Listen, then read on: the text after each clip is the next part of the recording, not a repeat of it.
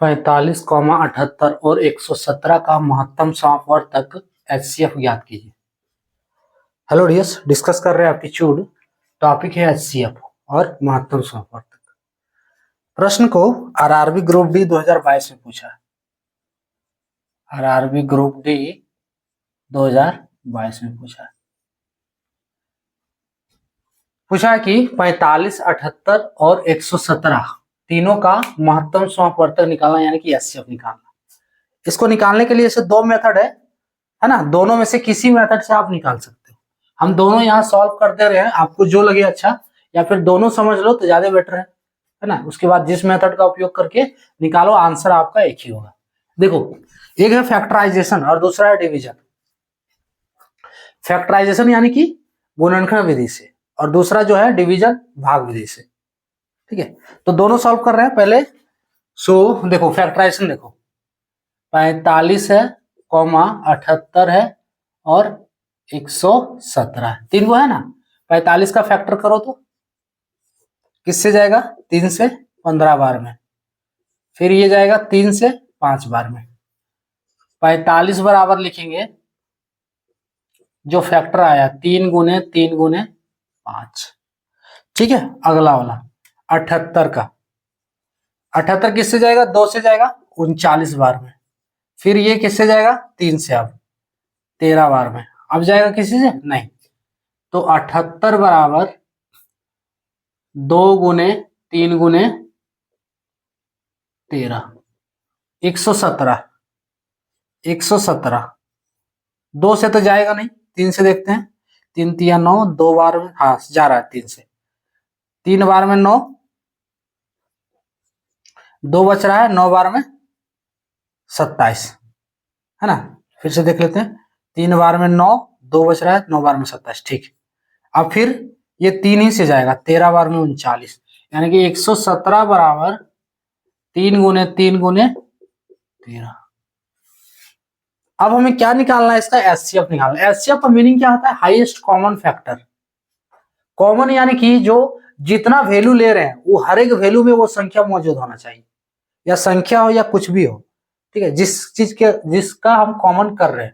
ठीक है, यहाँ जैसे संख्या का कॉमन कर रहे हैं, है ना, कि हाईएस्ट कॉमन फैक्टर, यानी कि ये बता रहा है कि ये जो फैक्टर किए हैं, इसमें से कौन सा फैक्टर जो है, कौन कौन सा फैक्टर तीनों में मौजूद है, इस तीनों के फैक्टराइजेशन में मौजूद है। कौन कौन सा अंक, कौन कौन सा वैल्यू, जो को आप, या कौन कौन सा संख्या। तो देखो, यहाँ पे एगो 3 नजर आ रहा है जो तीनों में मौजूद है। ठीक है, तो HCF बराबर 3, और कुछ रहता तो गुणा के रूप में आगे लिखते जाते। तो देखो, सिर्फ 3 ही है जो तीनों में मौजूद नजर आ रहा है। अब देख लो 13, तो ये 13 सिर्फ 2 को मौजूद है, इसमें नहीं है।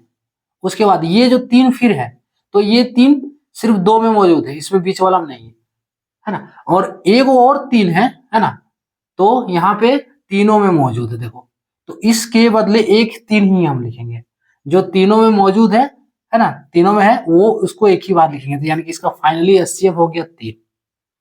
यही आंसर हो गया, ऑप्शन सी वाला। इस विधि में क्या करना है कि तीनों का फैक्टर निकालना, अलग अलग तीनों का गुणनखंड करना है, और ये लिखने से देखना है कि तीनों में कौन सा संख्या मौजूद है, वो संख्या को लिखना और गुणा कर देना। तो यहाँ एक ही संख्या 3 है जो तीनों में मौजूद है, एक ही बार, है ना। दूसरा बार सिर्फ दूसरा वाला मौजूद है, ये दोनों ऊपर वाला, बीच में नहीं। अच्छा, 13 सिर्फ 2 में मौजूद है, तो 13 को नहीं लेंगे, तीनों में होना चाहिए। इसलिए इसका HCF कितना हो गया? 3 हो गया। अगला है डिवीजन मेथड वाला। डिवीजन में क्या करना है? दो संख्या को पहले भाग दो, कोई भी दो। ठीक है, 45, 78। हाँ, ध्यान देना है कि छोटा से बड़ा को भाग देना है। ठीक, तो 45 और 78 का पहले ले रहे हैं। सो 45 डिवाइड 78, 78 डिवाइड 45, यानी कि 78 को 45 से भाग दे रहे हैं। कितना बार में जाएगा? एक बार में जाएगा। कितना आया? 45। 8 में 5 3, 7 में 4 3 ना, 8 में 5 3, 7 में 4 3। अब यहां से समझना है कि आगे क्या करना है। ये तो हम भाग दे दिए, अब आगे क्या करना है? ये जो शेषफल है वो बन जाएगा भाजक। ठीक है, शेषफल यानी कि रिमाइंडर जो बन जाएगा वो भाजक बन जाएगा। क्लियर। और ये जो डिवीजर है ये हो जाएगा डिविडेंड, डिवीजर यानी कि भाजक, है ना, भाजक बन जाएगा भाज्य। क्लियर। हर स्टेप में यही करना है। ये जो देखो हम इसको भाग दिए, ये क्या हो गया, भागफल हो गया, ठीक है, ये भाज्य हो गया, ये भाजक हो गया, और ये शेषफल हो गया। दूसरे तरीके से कहो तो ये क्यूटेंट, डिविडेंड, डिवीजर और रिमाइंडर। अब यहाँ पे देखो ये जो शेषफल है ये बन जाएगा भाजक, और यहाँ जो भाजक है ये भाज्य बन जाएगा। अगला स्टेप, हर एक स्टेप को यही करना है। देखो फिर आप 33 से 45 को भाग दो, एक बार में 33, कितना आया, 5 में 3, 2, 4 में 3, 1, 12। अब फिर इस 33 को यहां लाना है, यानी कि 33 बन गया फिर भाज्य, सो 33 फिर लिखेंगे इसमें, और इसको 12 से भाग देंगे, ठीक है। तो 12 दूनी 24, 2 बार में 24, घटा इसको 13 में 4, 9, ये कट जाएगा, ठीक है। अब फिर इस 12 को 9 के आगे उतारना है ना। ये क्या बन गया, डिविडेंड हो गया, भाज्य, भाजक जो था वो भाज्य बन गया। अब 9 से एक बार में 9, शेषफल 3 आया। अब फिर 9 को 3 के आगे लिखना है भाजक के रूप में, डिविडेंड भाज्य के रूप में। ये भाजक 9 अभी था, अब भाज्य के रूप में लिखेंगे, 3 बार में कट जा रहा है फाइनली। तो इसका जो एचसीएफ है वो कितना होगा, ये 2 अंक के लिए, यानी कि इसका जो अभी एचसीएफ आया है 2 अंक के लिए आया है 45 और 78 का, इसका एचसीएफ कितना हो गया, 3 हो गया ये। अब 3 हम कौन वाला लिए, ये क्यूटेंट नहीं लेना है, किससे लास्ट बार में कटा है वो वाला है। यहाँ क्यूटेंट कुछ भी हो इससे कोई फर्क नहीं पड़ता। अगर मान लो ये 4 बार में अगर कटता, दूसरा संख्या यहाँ होता, मान लो 12 होता, और ये 4 बार में कटता, तो हम इसका एचसीएफ 4 नहीं लेते, 3 लेते हैं। क्लियर। यहाँ 3 बार में कटा है। मान लो अगर यहाँ पे 4 होता घटाने से, और 4 से ये डिवाइड करते तो इसका एचसीएफ 4 होता, लेकिन यहाँ 3 है, तो इसको देखना है। ये जो एचसीएफ के रूप में कौन हो गया, एचसीएफ के रूप में हो गया डिवीजर, जो अंतिम डिवीजर है, लास्ट डिवीजर लिख देते हैं यहाँ, है ना, अंतिम भाजक, अंतिम भाजक जिससे हम भाग दे रहे हैं, ठीक है।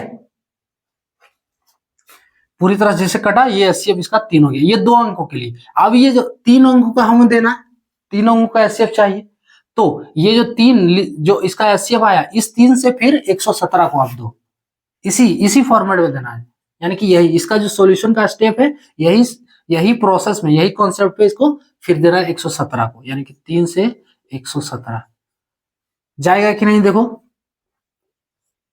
तो 3 बार में 9 आ रहा है, 2, 27, 9 बार में 27 आ गया, यानी कि ये 3 से ही एक ही स्टेप में पूरी तरह से कट जा रहा है। तो इसका अब एचसीएफ कितना होगा, तीनों का, यानी कि यहाँ 2 का हुआ, अब तीनों लेना है हमको, 45, 78 और 117।